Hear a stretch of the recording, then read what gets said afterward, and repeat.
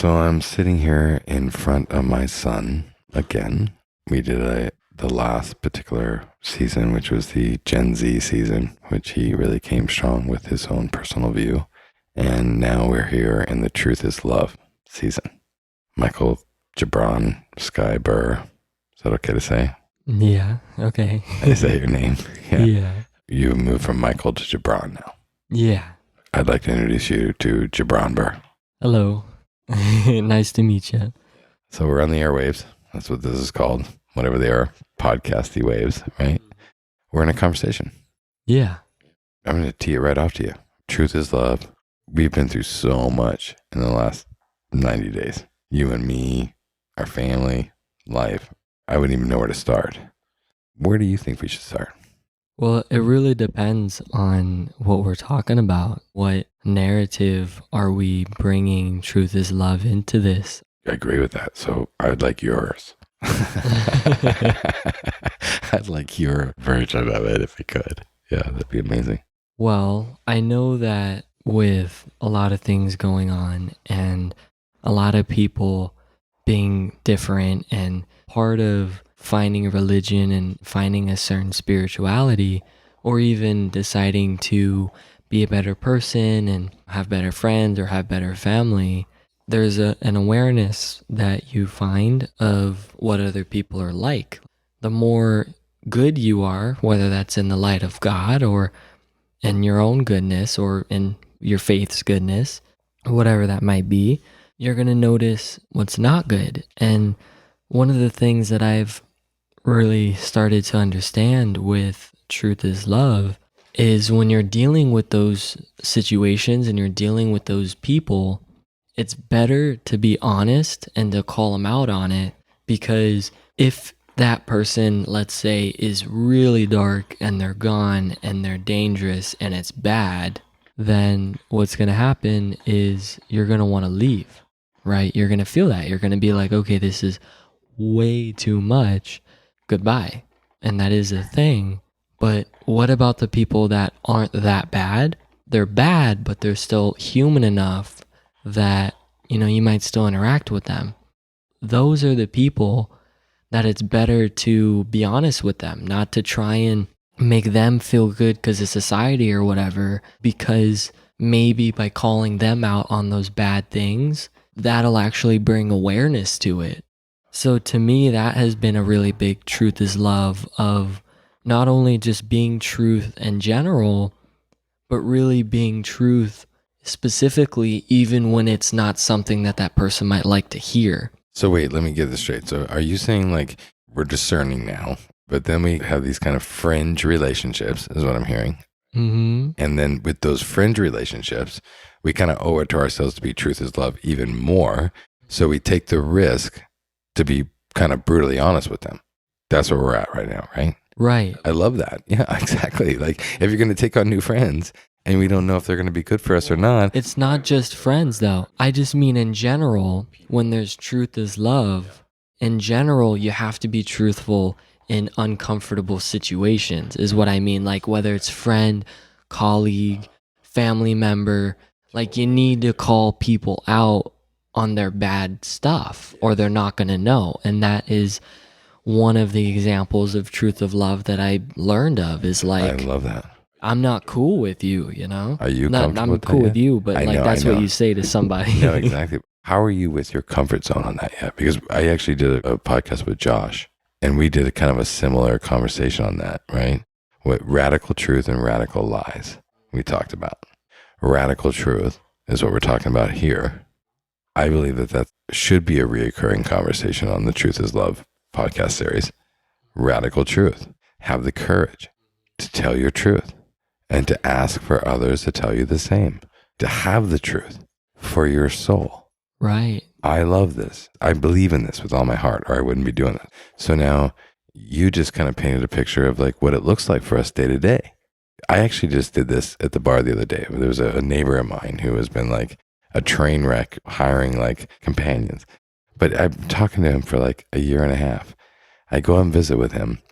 He's like, oh, the last companion I just hired, she punched herself in the eye and called the police on me and said all these crazy things, right? I had a moment there where I was just like, am I just going to entertain this guy again and kind of like let him be him? Or am I going to say my truth? And this was after the baptism, right?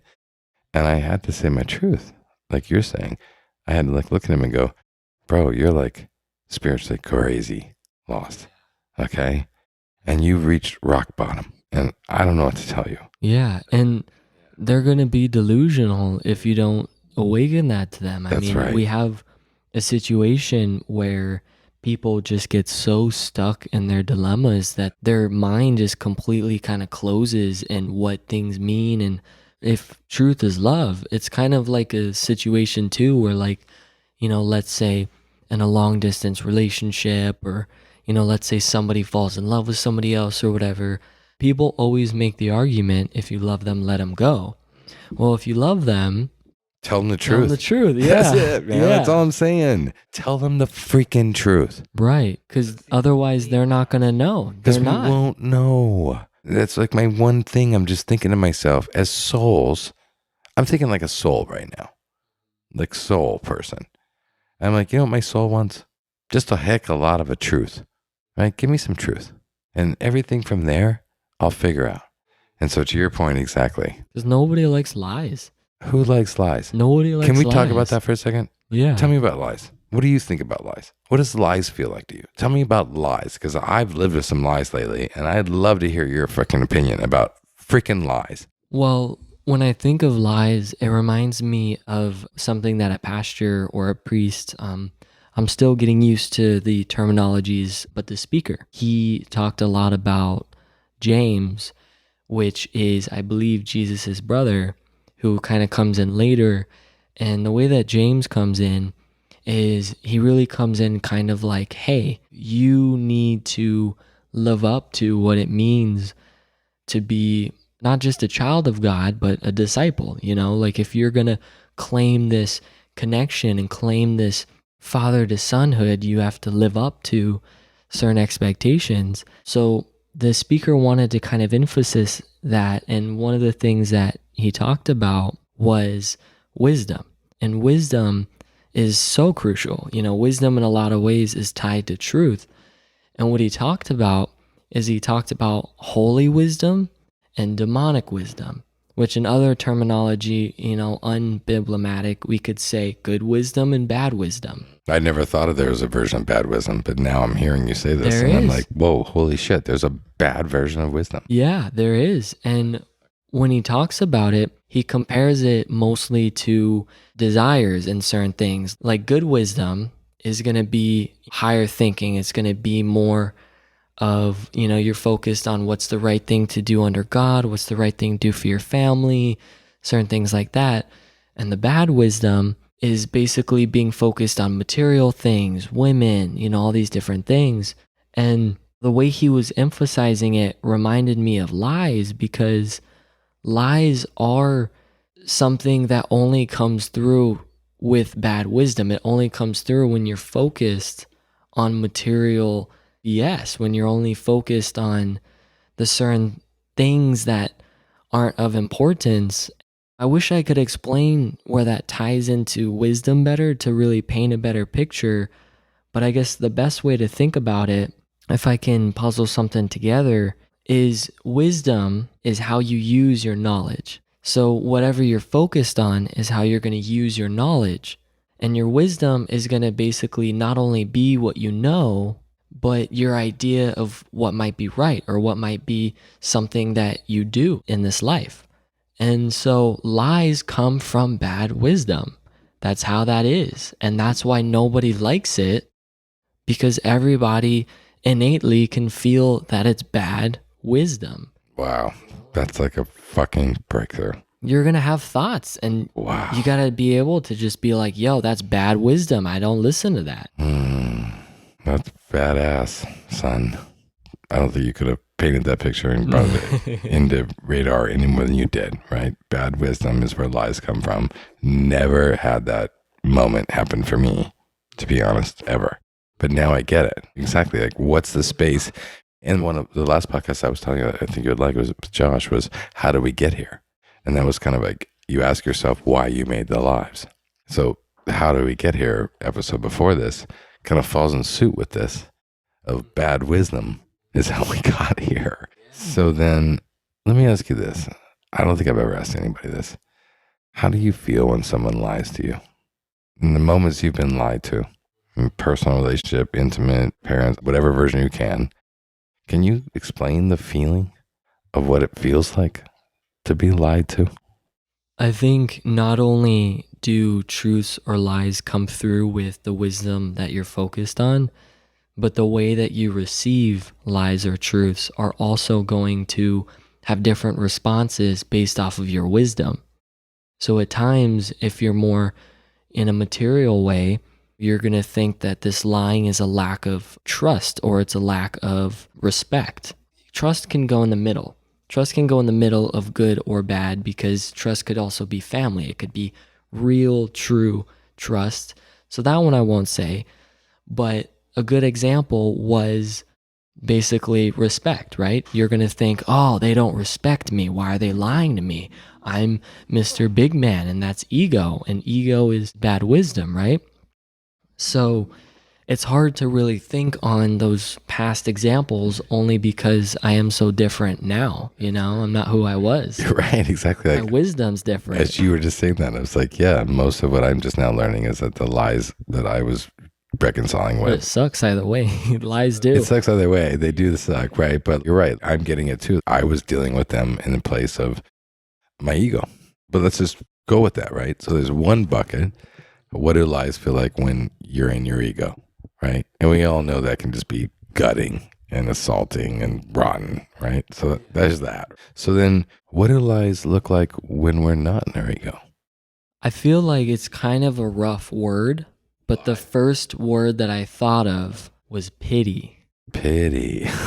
It was the first one that came to mind. That's an awesome word. That is. You're like, you pity the person who lies to you when you're not in your ego and there's no reason to lie to you. Yeah. And they do.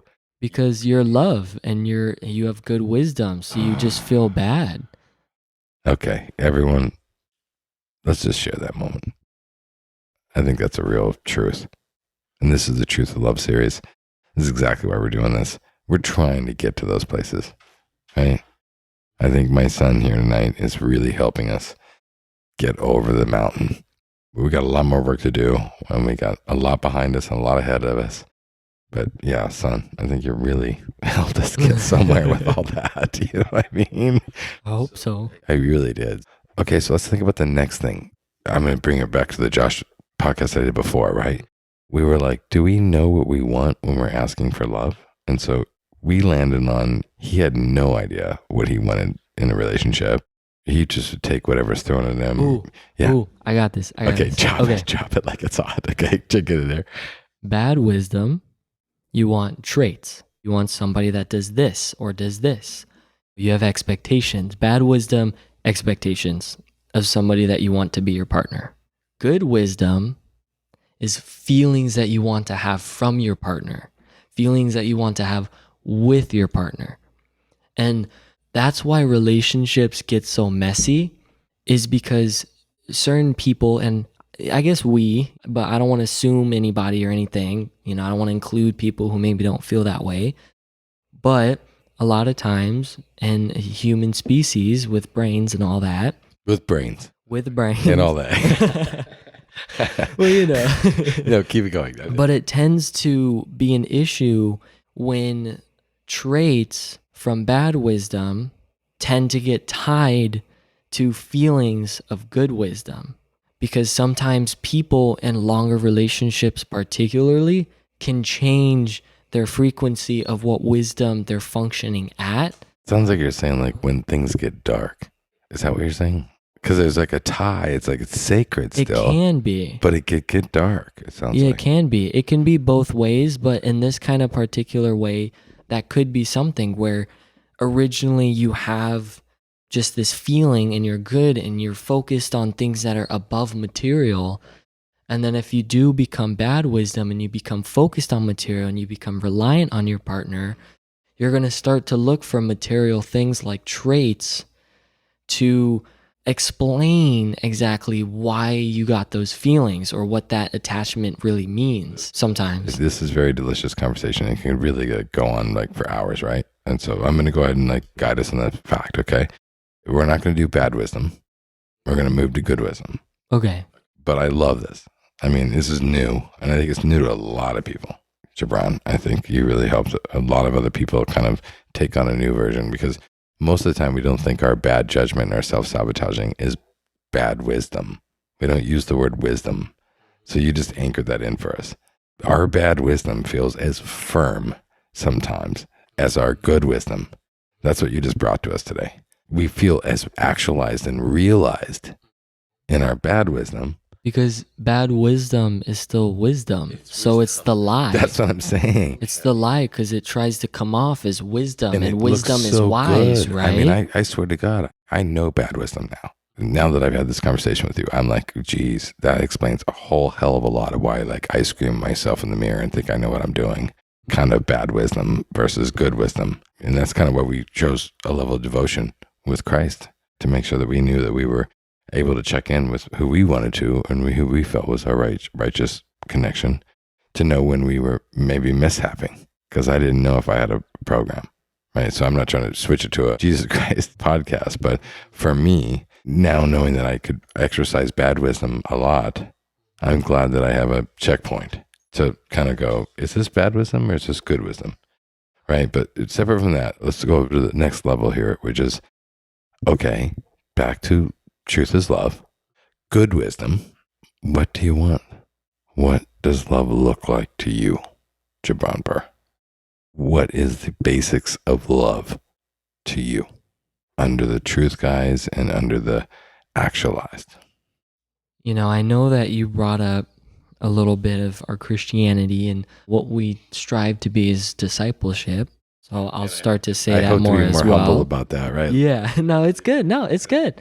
There's no shame. There's who no we shame. are, and that's how we feel. And there's no reason to limit it. I was just bringing that up in the context of, for us, we trust in God.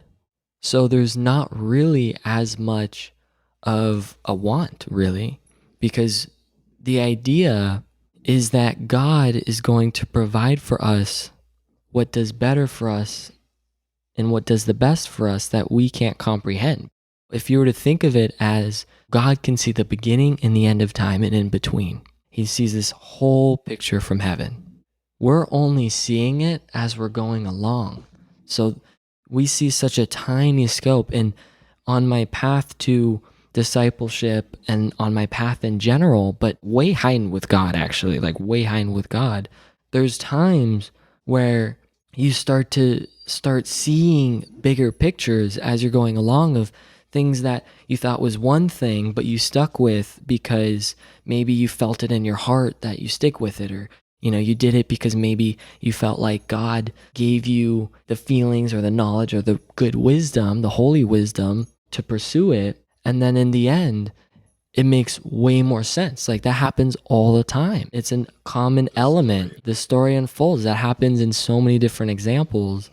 So that's kind of the want, I guess, would just be trusting that if love does happen, and if that kind of romantic relationship or unionship does happen, it's already going to be the best that it's ever going to be, because we're trusting in the Lord to bring it to us. And that's the want, is for the Lord to bring it to us. That's so cool, man. I'm thinking the word anointing. That's what everybody says, right? That's the kind of the word, right? So with that, you're saying like the relationship I want is the one that the Lord anoints for me and makes me feel the best of me and lets me be the best for her and lets us all be the best of thee. I want the relationship that the Lord assigns. Right. Is that what you're saying? Yeah. Me too. One thought that I just had as well is, if I was to say it in a different way, I think the best thing that comes from the right relationship and the good wisdom and that is anointed is experience. Okay, bring a word. Yeah, come on, man. You know me, okay? Yeah, I had to bring some bring word, one word, right? okay? Experience. It's experiencing Thank you. things of life, things that God gave us to experience here that we can't do with anybody but that unionship and that partner. Interesting. Okay. So now that you gave the word experience, like I want to do that. Like, okay, let's do experience in and let's do experience out. What does experience out for you look like? Like, how are you going to match your partner with your experience? If you're asking that for you, tell us how you're going to give them that same exact thing. I think it really depends on how the personalities work together and on the specific relationship. But I know a common way to look at a question like that is there a masculinity in the relationship? Is there a femininity in the relationship? Are there two femininities, two masculinities? Because I think the give is whichever one you resonate with. Even if it's two femininities, everyone loves wisdom. Well, I guess wisdom. I was gonna say women, but yeah, well, but both. Yeah, they go hand in hand. I guess. Yeah, they surely do. So the idea is just being able to have experience with that femininity for me as a man is an experience that I can't get from anything else. And hopefully to my partner that's anointed, if it's anointed, certain parts of my masculinity will really show fruit in that relationship and will really be something that can make her comfortable and make her feel different things than what she could feel with any other person in her life. That's really what it's about, is just feeling something that you can't feel. And that comes through with femininity and masculinity. And that also comes through with just having a friend that you can trust massively more than anybody else. Like, you can have best friends, but a wife is a wife. It's hardcore, especially to a disciple, especially to somebody of faith. It is hardcore. And there's a unionship to that. There's a unionship that you can't get anywhere else. So for me, and what I would want to give, it would really just to be able to give her the experience of being in union with a partner of life, the way it's meant to be, the way God intended, and to be two as one, to be better than just two by themselves. So you think actually 1 + 1 = 3? Well, yes. And I see where you came up with that, but I think 1 + 1 = 3, because when you get married, you're actually joining with God in that marriage. So 1 + 1 really does become 3, especially again, as to a disciple, because the idea is you have your relationship with God. She has her relationship with God, hopefully, but it doesn't necessarily have to be. That's to that person's own, but for me, I would need her to have that relationship with God. And once both of the partners come together in the union, basically it becomes the two and God. It becomes the 3 in a marriage. Well, okay.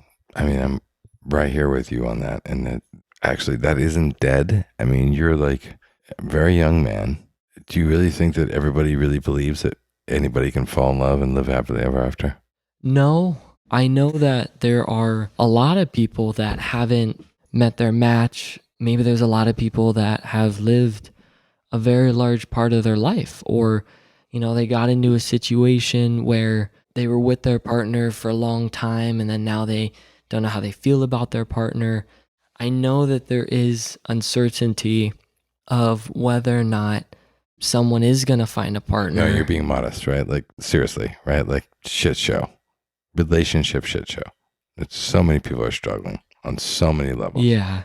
Is there really such a thing in your mind? Is the ultimate union under God, and that we find each other and like soulmates? Yeah, soulmates. And oh stuff. yeah. No, it's a thing. Whether or not everybody's gonna find it, but it's different. But okay, so talk to us about that. That sounds fun. What do you think about soulmates, man? Bring this. Well, when I think about soulmates, I like to think about Genesis, because in Genesis it talks about throughout the days, God basically was like, "Hey, I made this good. I made this good. I made this good. I made this good."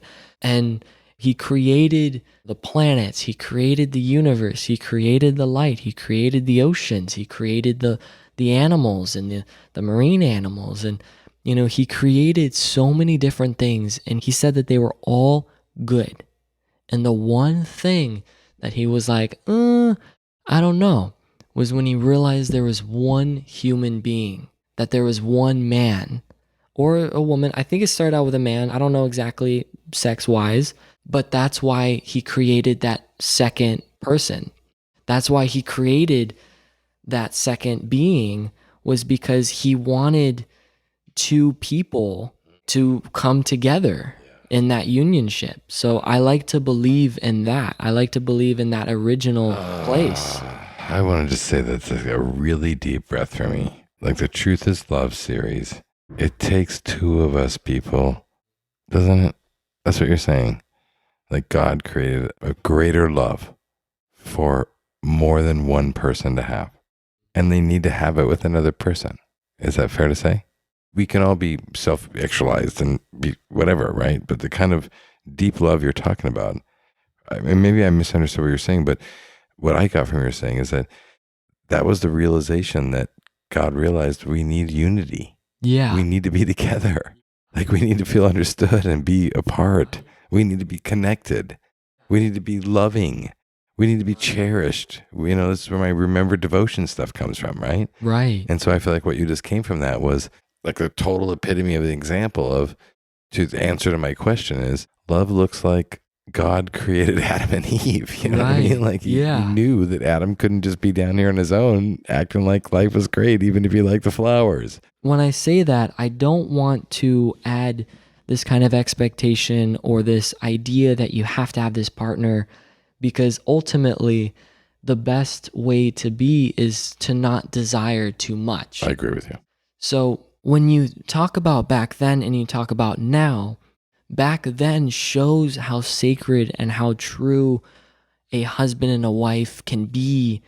And for a lot of examples that maybe we just don't know about because we don't know them, it really is.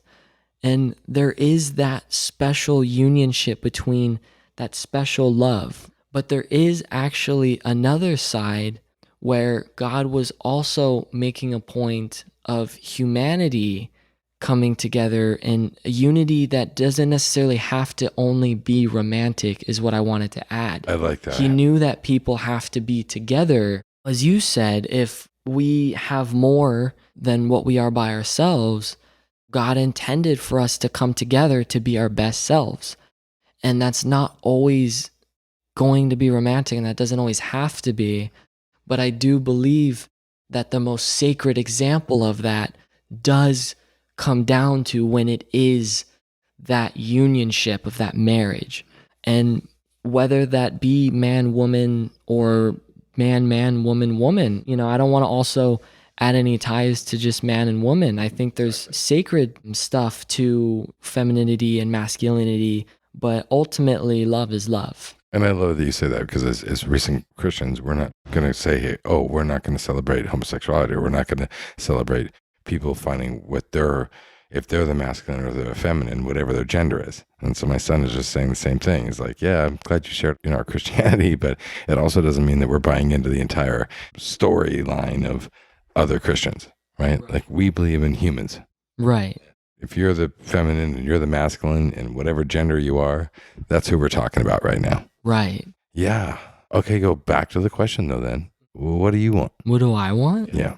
With a relationship Positive, kind of thing? yeah. Or like the positive wisdom or whatever. positive right? wisdom? Yeah. What are the baseline of what you think would make a truthful, loving, sustainable relationship in your life? Got it. Okay. So I'll give my example, and then I'll give a different example for those who might feel different or might be in a different place than I am.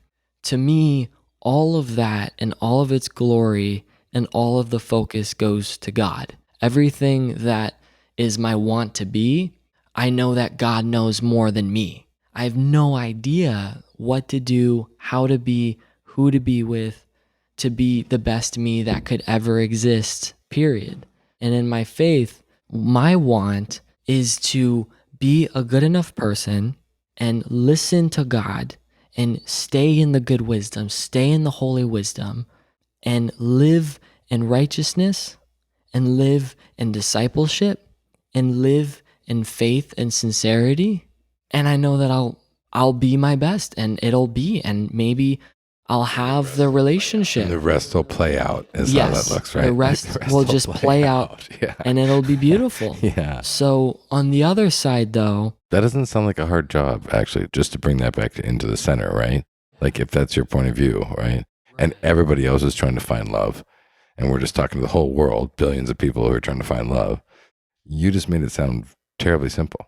And I'm not talking about it from a religious level or a spiritual level, but it does sound very simple when you say it that way. Be my best self.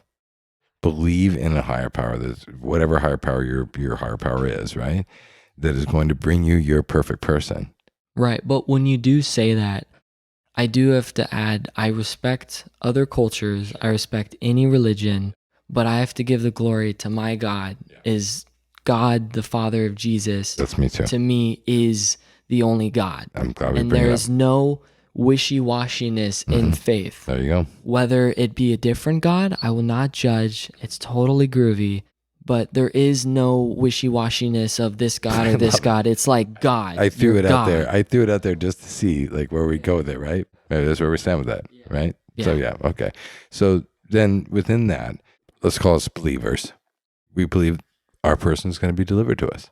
And the more we master ourselves, the more our person is going to be mastered, delivered to us, do you think? Or what do The you way think? I see it is if I am in the right wisdom, in the way that people like to make a picture of kind of what it means to have faith, is they call it the faith walk, because it's a path, right? It's walking with Christ and walking with your faith and going in the direction that is towards the ultimate eternal life with God. Even though the eternal life is now, and the relationship is now, and after death is really just a continuation of it, there's still a path for that eternal life and for that relationship. There's a path. And you can fuck it up, by the way. Yes. Use the Jesus language. I'm going to say it. We're humans here and we're Christians and whatever. You can fuck up the path. Yeah. Believing is important, but there is certain points to that. So as long as I stay on the path, I will be the best person that I am. Okay, so that's great. But as a journalist, I'm going to pretend like I'm a journalist. And so now I'm going to cut past all the faith and all the other stuff. And I'm going to say, what do you want, son? Well, that's it. There's no want of a That's a relationship. good one. And I think you have it nailed. I think that was a beautiful explanation. One of the things I think I said from the last one was I'd like accountability. I'd like a person to be really accountable, that I could look at them in the eyes and know that they're really not a liar. They're not a fraud. They're not an imposter. I agree with you entirely with what you just shared. And I don't want to push you on it, but it's also a story here. What other human characteristics make you happy if you thought about God delivering you the perfect man? Truth is love. Well, as I said, I'm actually not attached I know to you're having not, any and I kind think of it's partner. Awesome. I know you're not. Or whatever, a dog or a cat or a bird or whatever. Like, what are the things that would make you feel loved, I guess is what I'm saying, from whatever being came to you?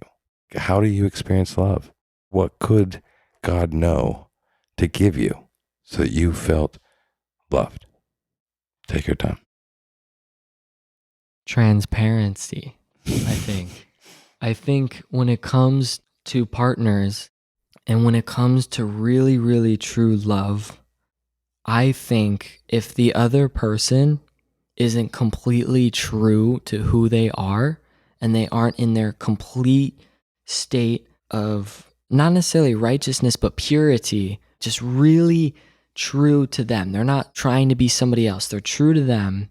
I feel like that would be something that could really come through as love ultimately, because that's where true unity comes from. Because if you're unified and you're not transparent, then are you unified?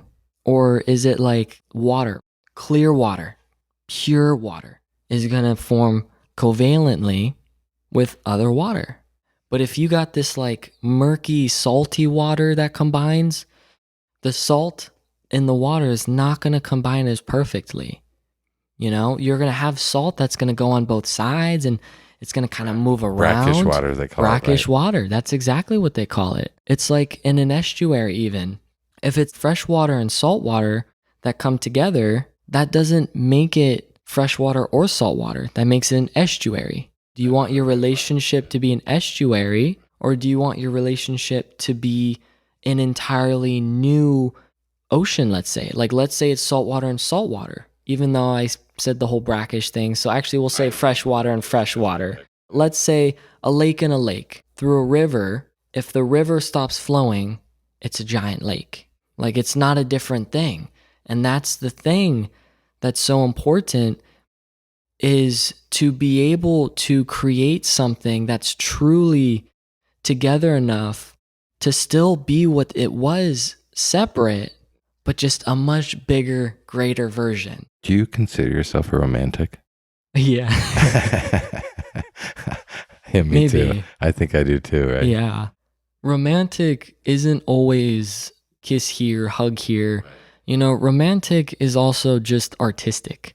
It's being able to use words in certain ways and being almost witty and creative. You know, romantic can be a little bit of a personality trait that's not just having to do with love, not just having to do with partnership or even romance, I guess is what I'm trying to say. So that is something to consider as well. So I think we're on 45 minutes, which I've never been into this timing thing, but been a delightful conversation. Yeah. You think you got something you might just drop, like a mic drop kind of moment, or do you feel that of like, truth is love. Truth is love. Is there anything else that resonates with you at the moment and what you might be able to share on how that hits you? Like how that lands on you, what you want other people to understand, what that might look like? I think you shared eloquently all through the night as to... Well, here's the struggle that I've had. I get this job. At first, it's like I'm there, I'm new, everything's cool with the coworkers, it's great. But after a while, they always get annoyed with me. And you want to know why? Is it because I'm annoying? I don't know. Maybe. But I've noticed that I always come to this idea that sharing what's going on, your perspective, maybe what happened, is good. You know, I always end up overly sharing what's going on in my experience at the workforce. And I always was like, why do I do that? Or why are people so against that? And I realized it's because a lot of people are so in their own circle and on their own kind of zone, which isn't always a bad thing, but it becomes more of a bad thing when you're not realizing that we're all working together. And truth is love in the sense that you have to be truthful, and truthful can also be open. Truthful can also just be being open, because it's not necessarily that you're not lying.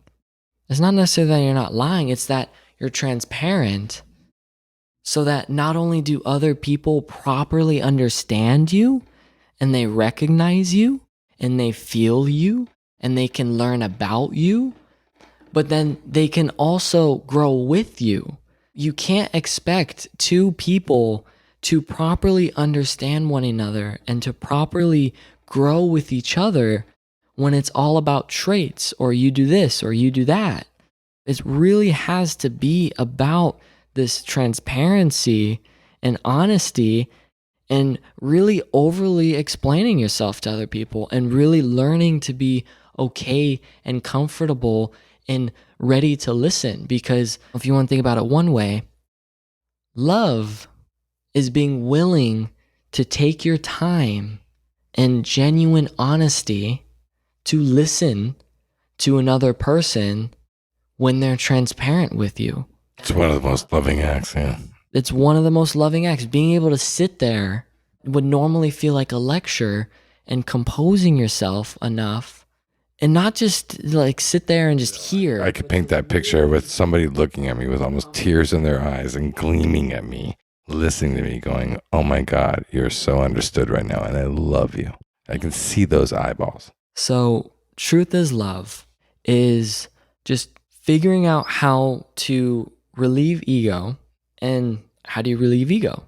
You be transparent. Transparency is all. That's everything. Transparency is everything. Transparency is the shit.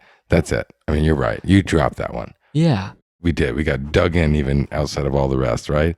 Transparency. It's honestly the name of the episode. Transparency. Yeah. That's truth. That's love.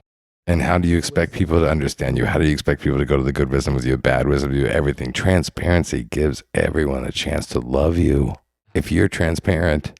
And then they don't just love a way that you were, which means you can change, right, and everything would still be cool. Exactly. They love your transparency. Yeah. Wow. That feels really good. I got nothing to add to this podcast. I want to add one last thing. That makes me happy. Go ahead. Bring it. And the one last thing would be always be wise and always remember the good wisdom. Are you focused on things more than yourself? Are you focused on being loved? Are you focused on listening out of love to family members, friends, colleagues, partners, other humans, anyone? Really being in the good wisdom and being the best that, not even just the best you can be in ego, but really, truly the best you can be. And I think everybody actually knows what that means. So you just got to really be able to push yourself. And I need to push myself to live up to that. And aside from that, the one thing that I do want to add as well is it's also important in wisdom to know when there are things that are against you, because that does exist. And I just want to add that is transparency is so crucial when it's love. And it can help humans that are condemned by bad wisdom.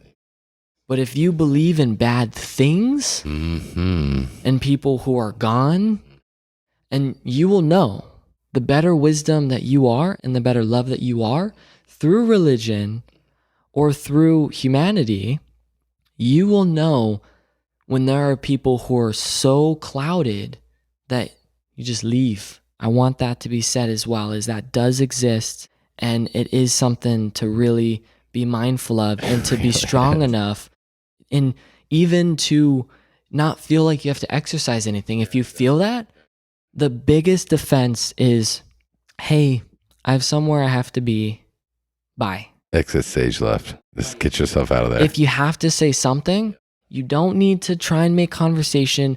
Do not force anything. Truth is love. Just bye. And sometimes you can just walk away and not exercise anything of theirs. That's theirs, and you just need to focus on yours. You're so good at that, Jabron. And your good wisdom, and in your light, and in your love, and in your journey, and what's right for you.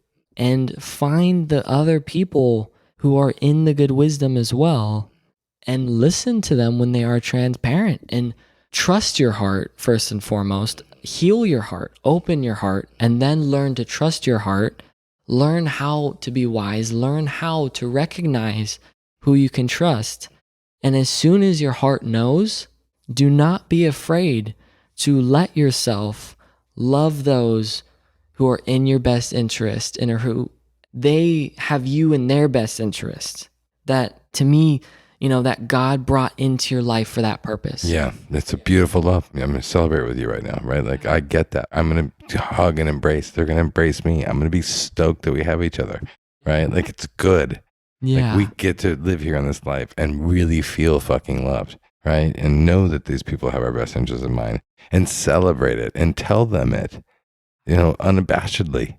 Right. We should not be modest about love. I think, Oh, and one thing too is love doesn't necessarily mean honeymoon either. That's right. And that's something to definitely remember not too. Mean honeymoon. Yeah, exactly. It takes time, and love can take years, months, or moments or whatever, right? Like, we don't need to make love a chapter or a season. If your heart doesn't know what love is supposed to feel like, the best way to be love and to have love and to find love is to be willing to do things for the other person in their best interest. Because that feeling of wanting to support them, that is love. And it's okay to recognize that as being love with someone or feeling love for someone. It doesn't have to be this strong emotion. It comes through in different ways for everyone. So let me ask you about this then. One of the things I've found through my little love tragedies and whatever is you have to heal to love. The lack of your healing kind of distance you from the depth of your love. Do you think, or no? Is that just me? Right? Because it feels like healing and being loved and loving fully are all kind of one of the same. Healing. What do you think about healing and love and truth is love? If you have a busted kneecap, of course it's going to be harder to walk. You think? Yeah. Yeah. Common sense, right? Yeah. It's about limitations. It's not as much of a this to that as it might seem. It's not so much about, oh, you have a broken heart so you can't love. An open, broken heart can still love. As much as anything, right? It depends on the person and it depends on the context that you're looking at it. Because there can be scarring and there can be pain and there can be history and there can be a broken heart. But if somebody is truly focused only on that love and is focused only on the good wisdom, that's not going to limit them. So therefore, that broken heart will not be more limited than a non-broken heart. But the thing is, when you're in a healing process where the brokenness is actually limiting you, it's changing your mannerisms, it's changing the way you interact, it's changing your perspective towards love or towards your relationship or towards what you're using it for. That is when a broken heart or a heart might need to heal before it can love as much as a non-broken heart, is because non-broken hearts obviously aren't going to have the limitations. Broken hearts have history. It really depends on the way that it works with the soul, with the heart, and with the mind of each person, of whether or not that's limiting them in a way that they need to heal first. I think that's beautiful. I could riff on that in a million different ways, but I'm not gonna. I think we did what we needed to do here tonight, son. Yeah. I love you. You brought a lot to the table here. I really got from us, there's just no summary. This might be the end of the conversation. Did you have anything else left to add? Hashtag. Mm-hmm. I love that. Yeah. Hashtag at the end. That's perfect. Yeah. Be love. I love you. That's been my hashtag. Oh, you can't even believe it. If you look at it. We use that hashtag. This is That's the why I'm hashtag, bringing right? it up. Yeah. Hashtag Yeah. be love is the Be end of the love. show. Right. Be love. Truth is love is what I've been saying. And don't freaking worry about if other people love you or not, or any of that bullshit, any of that other stuff. Just be love and focus on yourself. And everything else follows, because the first moment that you're worrying about somebody else loving you will trigger a limitation that might come across to the other person and do exactly what you didn't want it to do. So the first and foremost, and something to always maintain, is just be love, on your own. That's it. As we are, at ease. And heal yourself. And we got to heal. Don't rely on others to do that. Don't wait until after you find a partner to do that. Do that now. Thank you. Yeah. Thank you. That's what I'm trying to promote too. Yeah. You know I am, right? Yeah. Heal now. Find all the ways and do it for everybody that you kind of want to love and want to be loved and all the things. Healing is critical. And I believe exploring your soul is a good start. Yeah. Truth is love. Truth is love. Season. And be honest with yourself, first and foremost. If truth is love, then be honest with yourself. Would you please? Before anything else. Please, Lord, be honest with yourself. Can I get a witness? Be honest with yourself. That's all you got to do.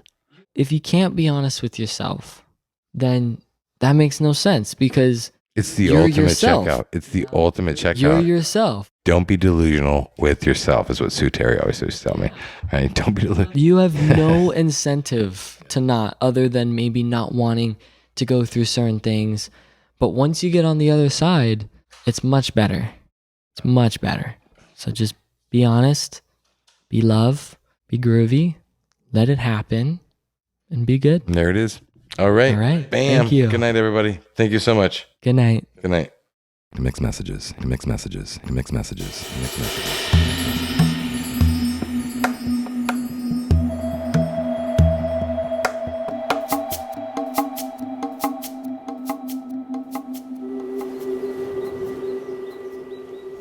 Mixed messages.